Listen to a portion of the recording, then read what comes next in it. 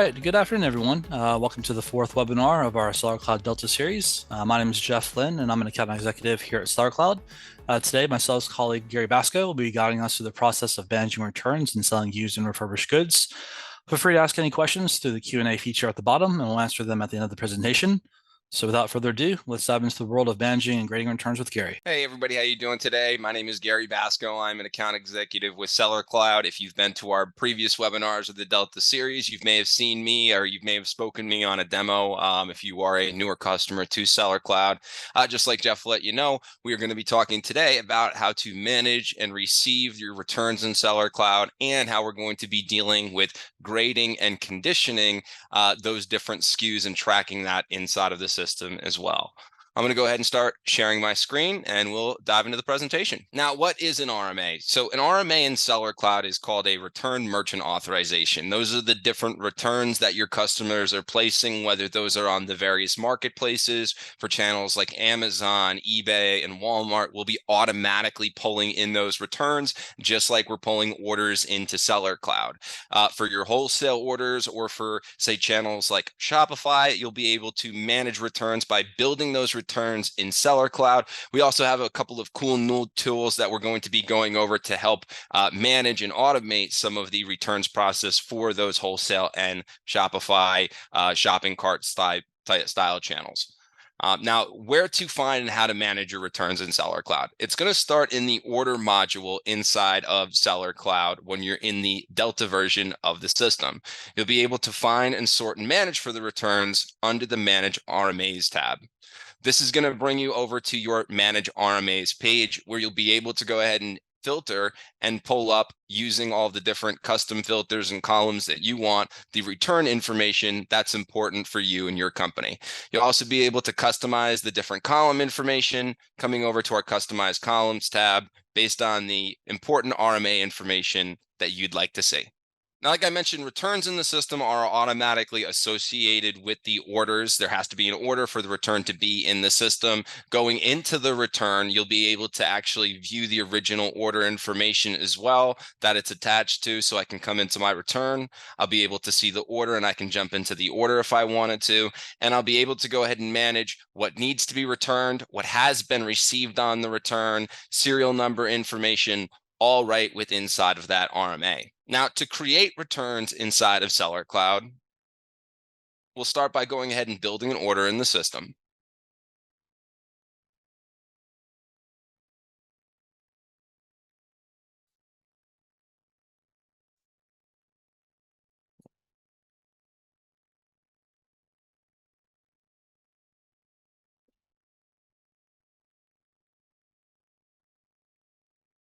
Completed the order, we'll process a quick payment in Sellercloud.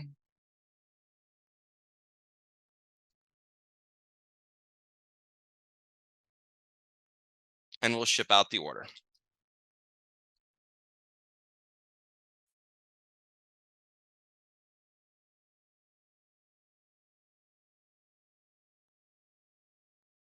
Now that the order has shipped, the customer may email us or give us a call and let us know that there was something wrong with the order inside of that they had received. Inside of Sellercloud, if you wanted to generate or create a return, inside of the order, you'll be able to go into your Actions tab and select the Create RMA tab from the dropdown. Here you can go ahead and you can add the quantity that needs to be returned. Maybe they want to do a partial return. Maybe they want to return the entire order back to you. You can select reasons as well as adding descriptions in there inside of the order and inside of the return so that your team has a better idea to know what they will be doing with the return on the point that they're receiving it. Now we created the return in the system and we'll have something in here that we can go ahead and receive against. There are multiple different ways you can receive these returns as well, whether you're receiving them directly into your Sellercloud account. We also give you the ability to receive returns. We have a included software called Receivebridge, where you'll be able to put in the original order number or the customer name and actually pull in and scan in those returns directly into the Receivebridge system. This will update the Sellercloud account that the items have been received. We do also offer a full WMS called Skustack which will make it easier for your warehouse team to receive those returns in. You can even scan tracking information from the return shipping labels to pull up those returns and receive them directly into your warehouses. Inside of Sellercloud as well, you'll be able to manage and generate return shipping labels that can later be emailed to your customers. We can connect this into your shipping accounts to calculate the shipping rates based on the weights and the dimensions of the item that's being returned. Once the shipping label has been generated, you can email it directly to your customer.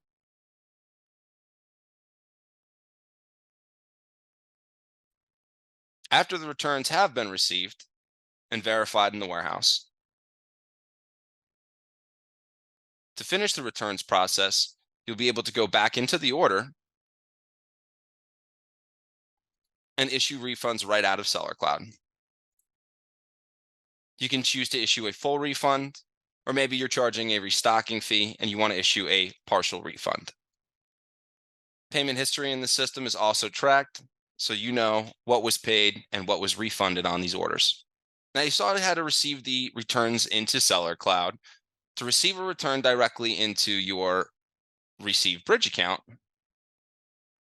we'll create another order in the system real quick.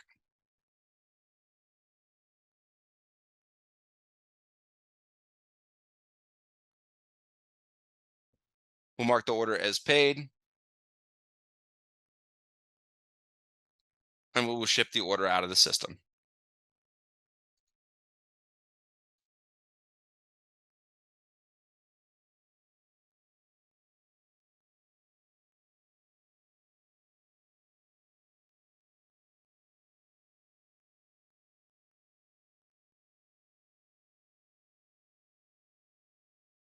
Now that the order is shipped, we can create the return.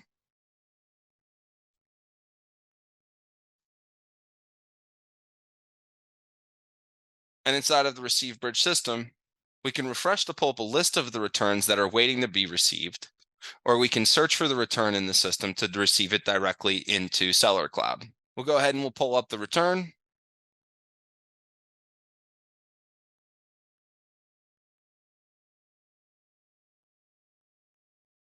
Click Scan RMA. This is going to open up the actual RMA window with the products that need to be received in.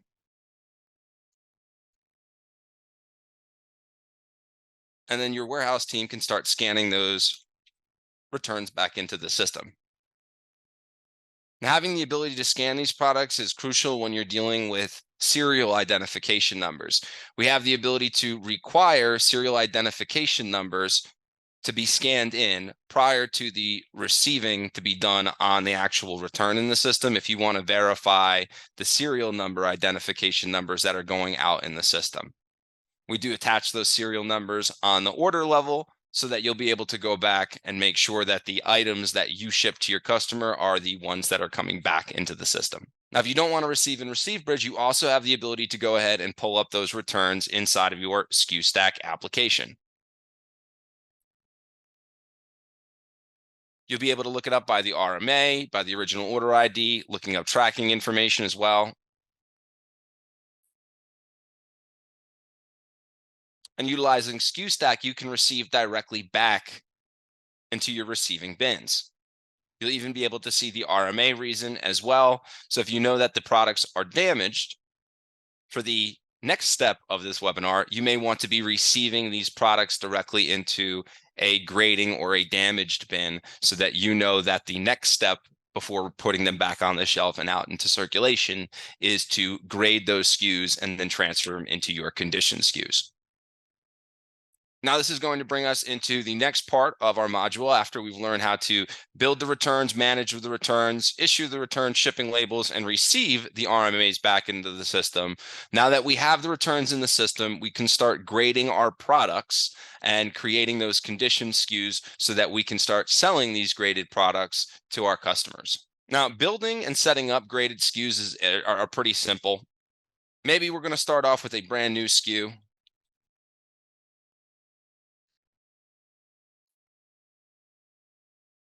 We sell this product, and it starts as a brand new condition. Customer generates a return and ships this item back. Now we have an open box SKU that is still good enough condition to sell, but it's not in the same condition where we could resell it at the same price or the same value. In Sellercloud, you have the ability to take those SKUs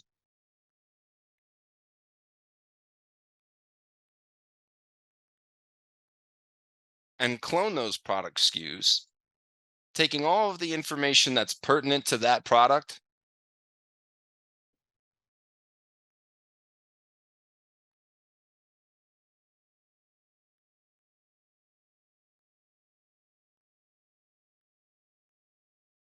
and then updating the condition in the system to reflect the condition of the inventory that you're now tracking.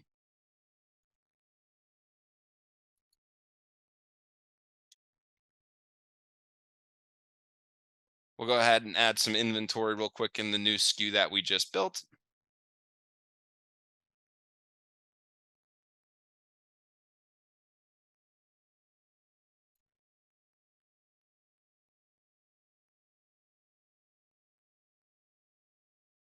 Once the returns have been received into the warehouse, inside of Sellercloud, you have the ability to manage and do something called a SKU-to-SKU transfer.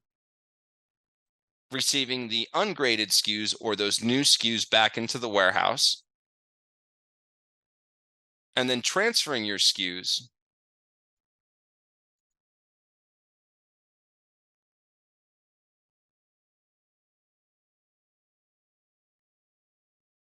from the new SKU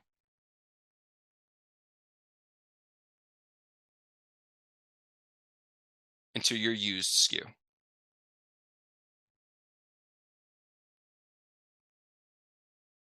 Depending on the products and the settings that you have in Sellercloud, you can require serial scans at the time that these SKUs are being transferred from the new SKU into the used SKU, so you know which serial numbers, and then you can trace the profitability of those serials back to the original SKU and the purchasing price, the average cost of the original SKU that was actually received into the system. SKU-to-SKU transfers can also be managed inside of the Skustack device, where after the returns themselves have been received, they can be graded and then transferred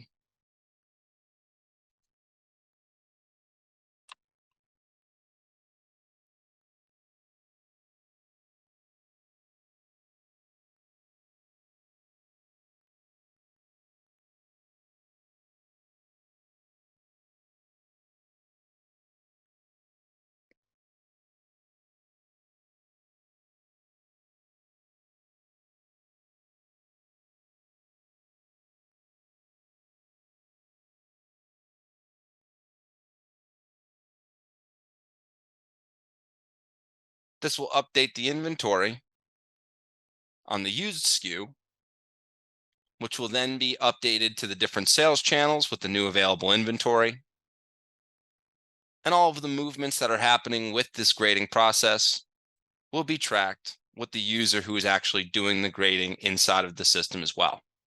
To better help manage the conditions on the marketplaces for when you're selling on the various channels, like your back markets, your Rebelows, your Amazons, your eBays, and your Walmarts that deal with a lot of these condition SKUs, in your settings under the products, you'll be able to go ahead and map out the conditions so that you'll be able to set your standard grades and map them to the way that the marketplaces choose to go ahead and have them listed for sales purposes.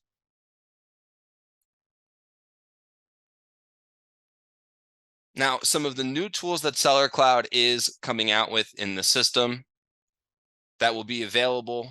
Currently, they are in a beta format, but they will be launching hopefully later this year. Feel free to look us up, by the way, for the user conference that's coming in March.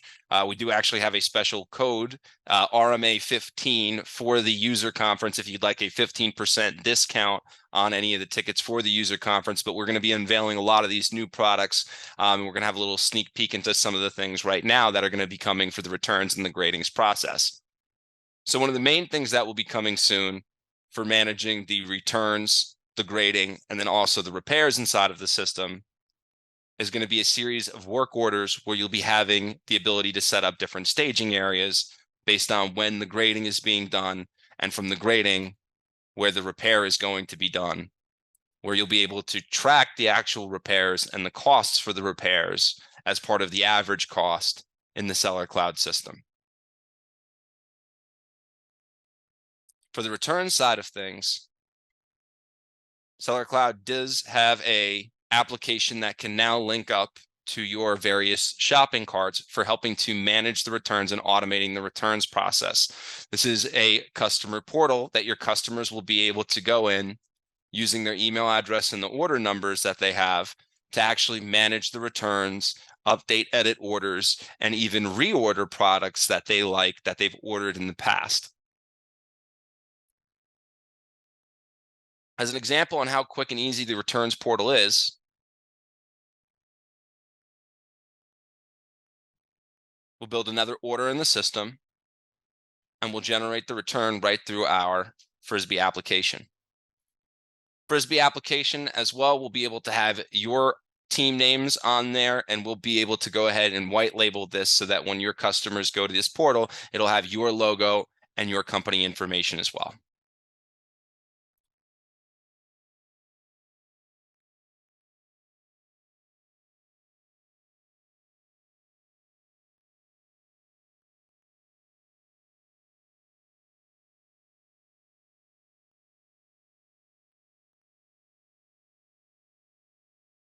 Payment's been placed. We'll go ahead and we'll ship the order to Mr. Customer.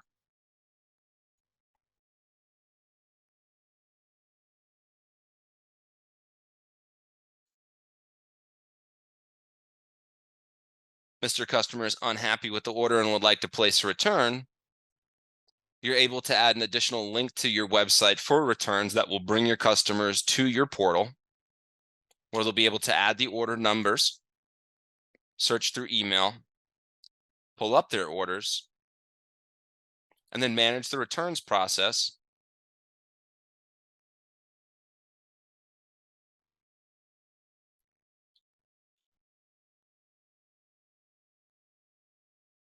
choosing whether they want a replacement for the order or they'd like a refund for the order.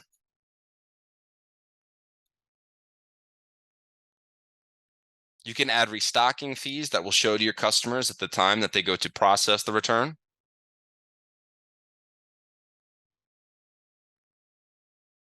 And then after the return has been processed through the system, the RMA will be generated and pulled into the Sellercloud account, giving you the ability to go ahead and receive the return,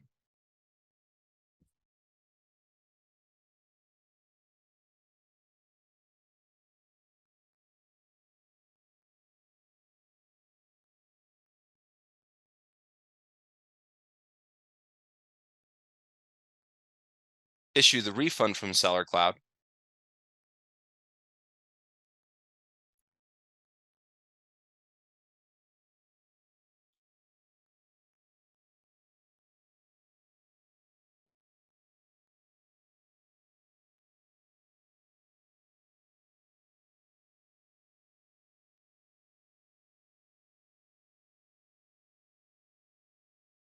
and then go ahead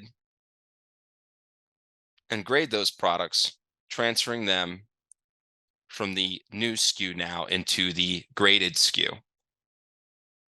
We do also offer one-way transfers out of the system for those SKUs that are unfortunately past the point of refurbishing, so that you'll still be able to take into account your average cost within Sellercloud for the items that you've paid for that you weren't able to resell to gain that money back. Now, to track the returns and the refunds inside of Sellercloud, we do also give you a number of fun reports that you'll be able to find.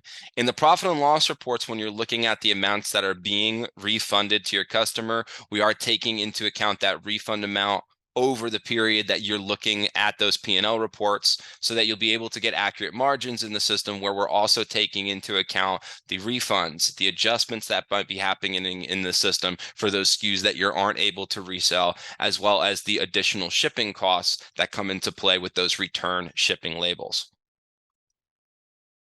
To get a better idea on which products as well might have a higher return rate than others, and so that you as a business can get a better idea on what you can do better, maybe packaging it a little bit differently so there's less damaged products by the time that gets to the end consumer, or using a different shipping service that's going to give it a little bit more of that delicate touch that those products might need. You're able to pull up a returns dashboard to get a better idea on your shipped versus your returns, your return rates against the different orders, where you also be able to filter this on, say, a channel level to see maybe I'm getting more returns against my eBay orders versus my Amazon versus my Walmart orders, as well as seeing the top return products, so that you can go ahead and figure out what might be causing those returns inside of the Sellercloud system. Now, that's the bulk of what we have here for today in regards to how we can manage the returns inside of the Sellercloud system, how we'll be receiving those returns, and how we'll be grading those SKUs. We do always like to open it up for a Q&A session. So if anybody had any questions, there is a chat feature up at the top that you'll be able to, or for you guys, it's probably on the bottom of the screen, be able to go ahead and ask whatever questions you want. It looks like we have a few questions in the system already that we're going to have my lovely associate Jeff go ahead and field over to us for today. All right, thank you, Gary. So we just have a few questions coming in. The first one is actually regarding RMA labels and rates. Might be more of a setting question, but he asks, when getting rates for RMA labels, we cannot see rates for FedEx Ground Economy, which is formerly Smart Posts. We can print if we select from dropdown, but we can't see rates before that. Is that a setting possibly that he's seeing, or basically? Yeah, on the RMA for the return shipping label, when you're generating the return rates, you should be able to see the FedEx labels as long as you have FedEx, the account, already integrated inside of, say, your Receivebridge account. Do you have those? Do you have those accounts already integrated? If not, it would probably be best to go in there, because you should be able to see the FedEx return shipping rates on these labels as well. Let me just make sure. I should be able to just get rates for everybody and be able to see them right here.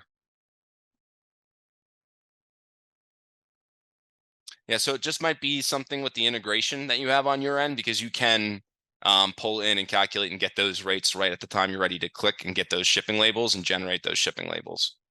We do have a fantastic account management team, so always make sure that if you have certain questions like this, or if you're having issues, you can always ask your account manager as well, and then they'll get you over to, or send you over to where you can get the right resources to help out with things like that. But you should be able to get those FedEx rates and select those for when you're generating the return shipping labels. Okay, just a quick follow-up. Alex did respond and said that it's actually for FedEx Ground Economy and not Ground. They can see the ground rates, and they do have all the accounts integrated. Oh, so it's just the economy. Okay. We'll definitely get back to you on that then. That might be just a bug on there. It should be able to have all of those rates on there, because I believe, let me just make sure.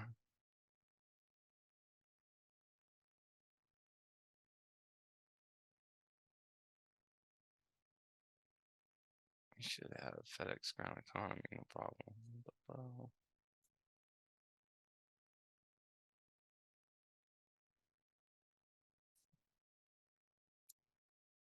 Yeah, so we do have the rates. I'm not sure why it's not showing up on the return shipping labels when you're generating those return shipping labels. We'll definitely get back to you on that. Okay, so the next question is regarding the SKU-to-SKU transfers. The question is, how would an employee know what SKU to choose during a SKU-to-SKU transfer? For example, what if our SKUs are a random string of numbers and letters and not something that's easily searchable? Something that's not easily searchable in there. If you have, say, like the SKUs already ready to go in the system, you can also look it up by product name as well. It's not just SKU in there. There's other identifiers when you're doing the SKU-to-SKU transfers that they can look up. SKUs, UPCs, aliases. You can also scan. So if you're doing serial numbers, if you have a serial number on there, you can scan a serial number to pull up one of the SKUs. Otherwise, most of what our customers are doing when they're dealing with, say, the used or the different labels, they're usually adding in, say, it's the same identifier, and then they're putting that tag, like I showed you in there, where they have that used on there, or based on the condition, they'll have a specific suffix or prefix so that it's easily identified. I have the SKU, now I just have a prefix that lets me know what the condition is. That's normally what our customers are dealing with. Okay, excellent. So the next question is, will Frisbee also work with channel order numbers? Channel order numbers. Yeah, I believe so. You're so wait, channel order numbers. So this is for like the Shopify order numbers and stuff like that, right? Because this is something that with if you're dealing with, say, like Amazon, Walmart, there's return portals already that they're going to be going directly to generate that return. So if you mean by like the order ID that's coming in from Shopify, they'll be able to use that. Okay, great. The next question is, what is the best way to check in a pallet of returns from Amazon FBA? So that's actually a bit of a different place to actually go. I do apologize for not bringing that up too, because I meant to add that into my notes, guys. We manage the FBA removals inside of the system as well. So if you're getting like removals from Amazon, we pull that in through the health ledger report when we get the reconciliation report in the system. And that's not under a return. So you won't find the removals under RMAs. It's actually an inventory transfer. So it's a warehouse to warehouse transfer. You'll find that under the warehouse inventory transfers report, and then you can flag them specifically for FBA removals in the system. For receiving the removals, though, that's a module. If you wanted to, you can go ahead and you can receive them directly in Sellercloud by going into the removal, or there's a specific module inside of the Skustack application for receiving in FBA removals under the FBA tab, where you can scan in the tracking number or like the LPN numbers that you would find on the removals or the returns to receive those in. We also do that for the FBA returns as well. Excellent. So the next question is regarding serial number verification. So the question is, can the system automatically verify that the return product is the same serial as the shipped product, or does this have to be verified manually via the order notes? No, this is something that we're going to do automatically for you. So like if they scanned in a serial that wasn't the serial that was shipped out for the order, it would actually not let them receive it, and it would create an error inside of the system. We do that because we track and we tie the original serial number. This can be tracked an additional level too. So it's not just on the orders or the returns. You can even track the serial at the time that you're receiving in the PO. But that's how we know what serial number is supposed to be coming back, is because we attach the serial ID to the actual order that's going out, and the order ID is attached to the RMA when it's being generated, when that return's being generated. So when they scan in that return, you can have a setting inside of, say, Skustack or inside of Receivebridge that will force your warehouse team to actually verify and scan that serial number before they're able to complete the return. Okay. The next question is going back to Frisbee. The question is, what does pricing look like for Frisbee? It's in beta right now, so feel free to jump on the bandwagon if you want to give it a try. As for pricing, that's something that's coming out in the future once we fully announce all the features and stuff like that. But feel free to ask your account manager if you saw what you liked about Frisbee. We are obviously looking for people to go ahead and test this out. So if you see a need for something like this and you want to give us some additional advice, we're always happy for the feedback. Okay. And one more request is, can you show the clone SKU process one more time? Yeah. So cloning SKUs, and you can do this in bulk too, which is nice. So if you like, say you have 100 products, or this is also great for, say, your variants. I have the iPhones that I sell, but I sell the blue, the black, the green, the yellow, and I have it in 126 and 252 gigs or whatever the numbers are anymore. You'll be able to come into the manage catalog page, select the SKUs that you would like to clone. Maybe I just want to clone this guy. And from the actions button here, there's a clone SKU option. And then all you have to do is add the new SKU. Like I mentioned, what a lot of our customers do when they go to add these new condition SKUs, they usually have a generic suffix or prefix that they add on there. So if I want this to be used, to make it easier for my team to know, I want to put this into the used SKU. Okay, used is always my main SKU, the ungraded SKU with the -US. Okay, the next question, it says, "Hi, we have a situation with Amazon RMAs where we will get it back to the warehouse. However, when we scan the shipping label, it will not pull it up. We have to actually search through the RMAs to find the tracking number in Sellercloud, then search by RMA ID. And sometimes if we wait a couple of days, it will work." With Skustack? I'm just not clear. I guess I guess they're saying that basically there's some of this fish that's not pulling up in time. We'll have to mark that one and come back to it. Yeah, Um, that's the first time I'm hearing that issue because yeah. as soon as when the shipping label is created on Amazon, they send us that tracking information and we upload it to the RMA. So as long as the tracking ID is on the return, which it sounds like it is because it sounds like that's how you're finding the return in SellerCloud. You're going into the RMA page and you are searching for the tracking ID under the filter, you should be able to have no problem pulling that up. So that's probably like a little bit of a bug in the system. So we'll definitely have to get back to you because if the tracking number is in there and that's how you're already looking for it, there should, if you're using Skustack and you're having an issue, and I've done this myself in the past, sometimes I forget to update the type of ID that's searchable on Skustack.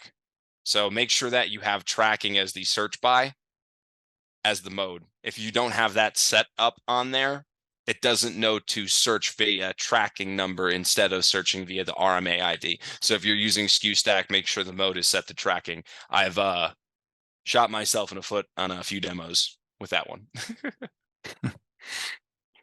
Okay, the next question is regarding fraudulent returns. The question is, how do we receive a serial number from a return that isn't in our system? So if you wanted to receive the return, you could still receive it in the system.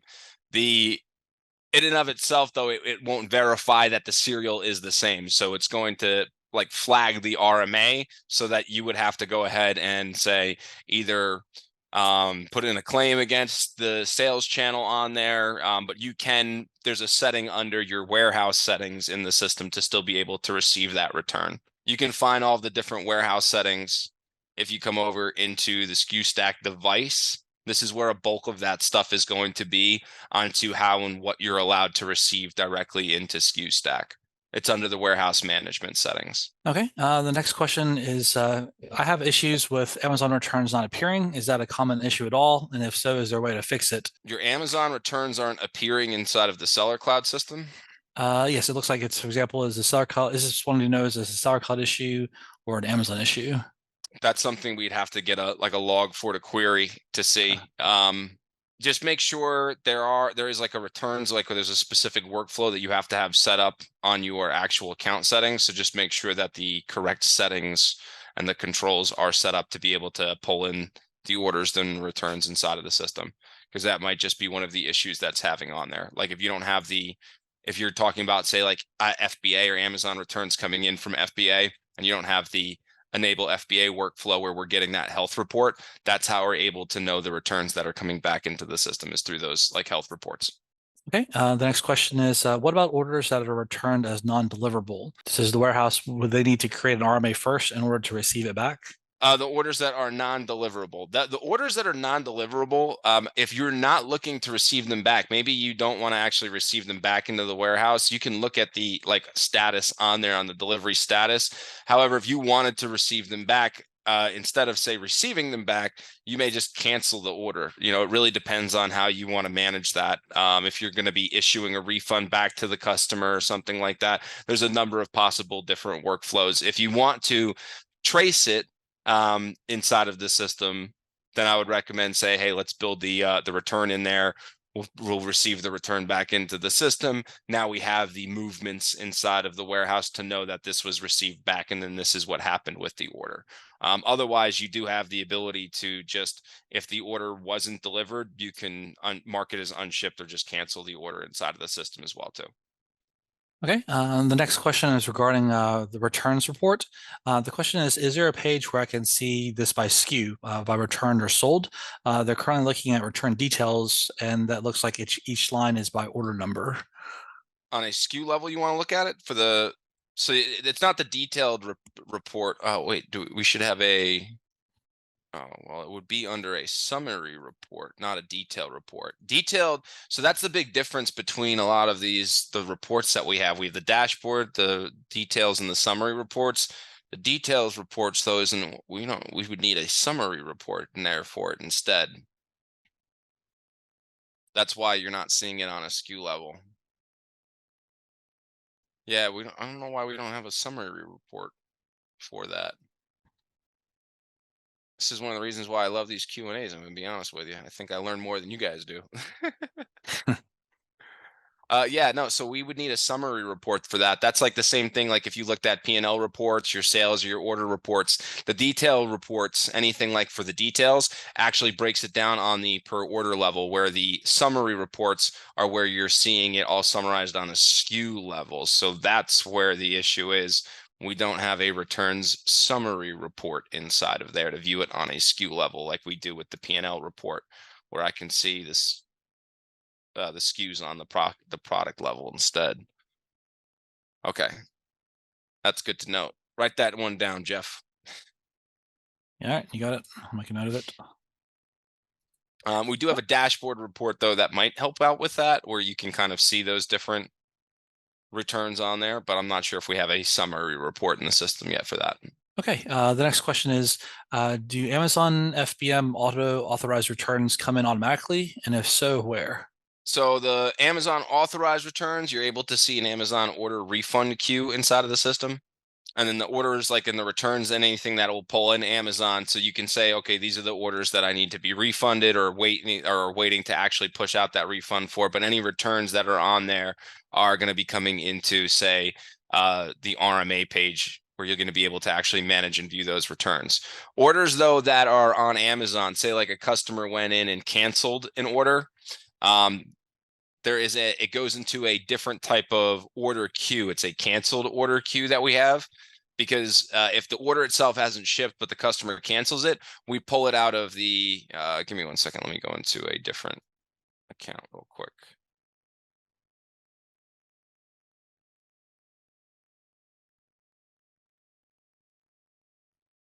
It goes into a different type of order queue. That's a canceled order queue. You can see the canceled orders, but they pull out of the actual queue for processing, so you don't ship them to your customers.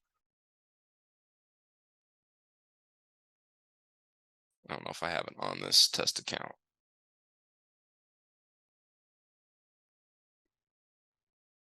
But canceled orders from Amazon or from the different marketplaces that have not shipped are automatically pulled out of the order queue, and they're added into a different order queue, so that you can still view the canceled order, but you won't be actually processing or shipping it out. Unfortunately, inside of Sellercloud, we do not have the ability right now to accept the cancellation, though. If you want to accept the order's cancellation, that is something you would have to go and do in Seller Central. All right. So the next question is, did you say that Sellercloud imports return tracking from Amazon? For eBay, it looks like Sellercloud auto creates the RMA, but for Amazon, for us, it doesn't. Yeah, I'm not sure why you're having an issue with the returns coming in from Amazon. It sounds like that's a reoccurring issue, so that's good to know. Jeff, we're gonna have to put in a ticket about that, and then take the names down for these customers. Actually, we have it in the Q&A.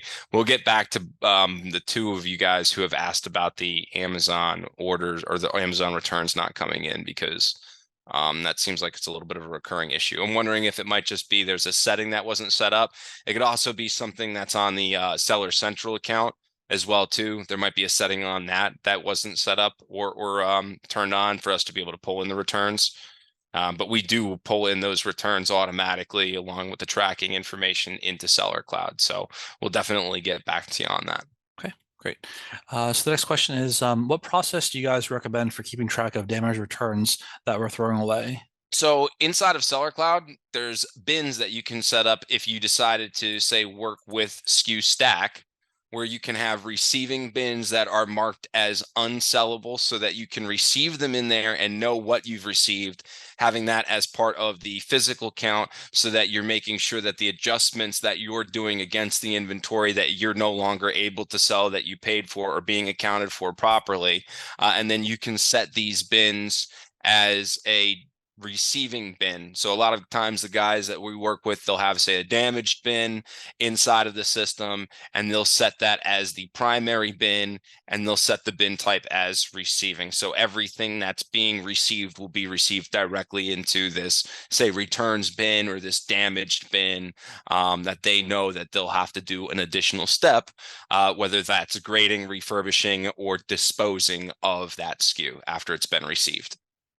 The other option is if you choose not to go with Skustack, or maybe you don't see the larger need for Skustack, you have maybe a smaller warehouse, you can split your physical locations into multiple digital locations as well. That's another big option, where I may have my main warehouse that I fulfill out of, but anytime a return comes into Sellercloud, we automatically route it into, say, a returns warehouse that is a non-sellable warehouse as well, where you'll be able to go ahead and do the inspection, the grading, and then transfer it back into the sellable warehouse, or transfer it using a one-way transfer out of the warehouse, again accounting for the inventory's cost without being able to sell it for when you're looking at the average cost. Right. Another follow-up question to that was, if a return is damaged and needs to be repaired, what would be the best practice to handle this? Would you do a SKU-to-SKU transfer to the damaged SKU and then a SKU-to-SKU transfer once the item has been repaired? Additionally, can you add the cost of using parts after the repair? That's actually something that is coming in later on inside of the Skustack application, are the repairing and the grading tools. So right now there are obviously ways to manage the grading inside of the system. We've had customers come to us and ask us to add in some additional staging and things like that, and to be able to calculate and account for the cost.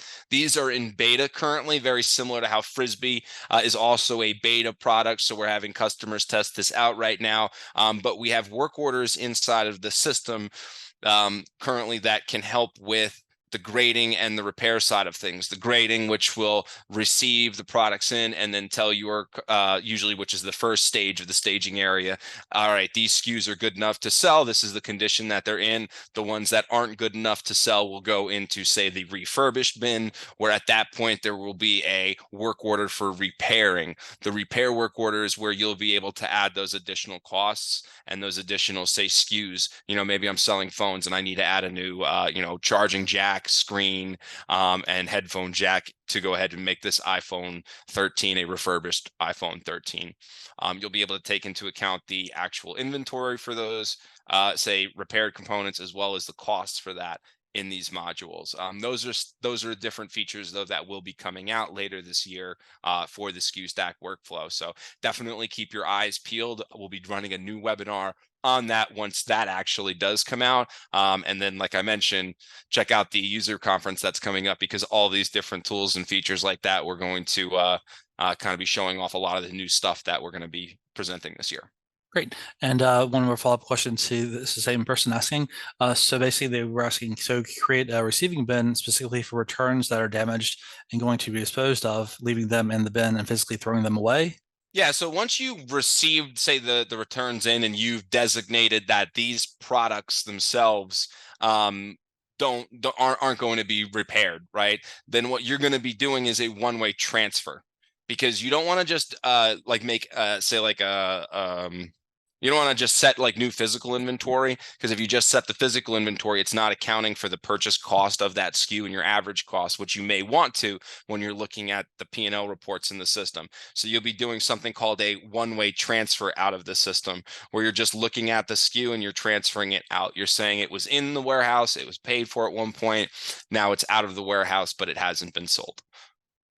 Great. And one other question is, can you explain what a conditioned SKU is one more time? Yeah, so conditioned SKUs are the actual, so I might have a brand new phone. But as soon as I open this box and I pull that phone out, it's no longer a new phone, it's now an open box SKU. If I go ahead and I scratch up the back of this phone, it may no longer be an open box product, it's considered conditioned good. If I drop it and I break the screen, it's no longer good condition. It might be in poor condition instead. So those conditions are letting me know what the actual level of the product that I'm selling to my end customer is. This way, if I do get a return for SKU A, that I'm selling brand new, I can still make a profit back on it on that return in case the customer sends it back, but maybe they don't put it in the same packaging, or that they got a little giddy when they got the iPhone, so they ripped the the lid right off the box, so the box is in half.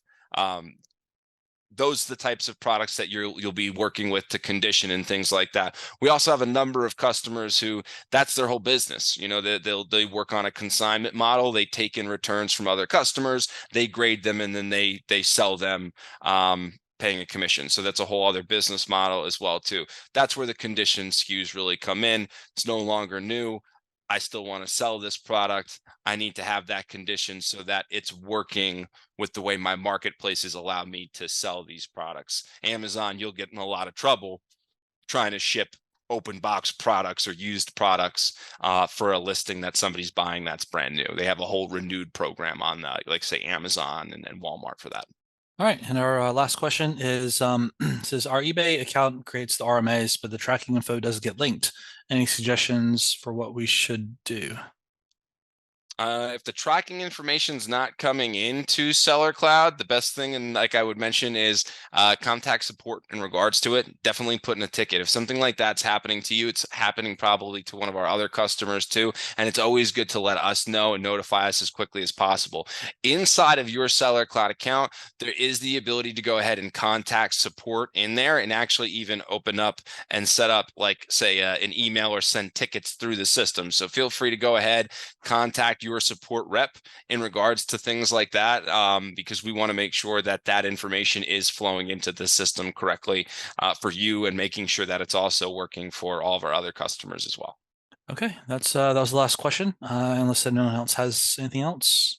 All right, well, Gary, thanks so much for the explanation. It was a pleasure hearing everything about the RMA process today. Yeah, I appreciate the time, everybody. We'll make sure to get back to everybody for the questions that we weren't able to answer for today. And we hope that you join us for our next webinar that will be coming on January 24th. That's going to be talking about how to maximize and have the most efficient processes through your warehouses with Sellercloud and Skustack. Thank you very much, everybody.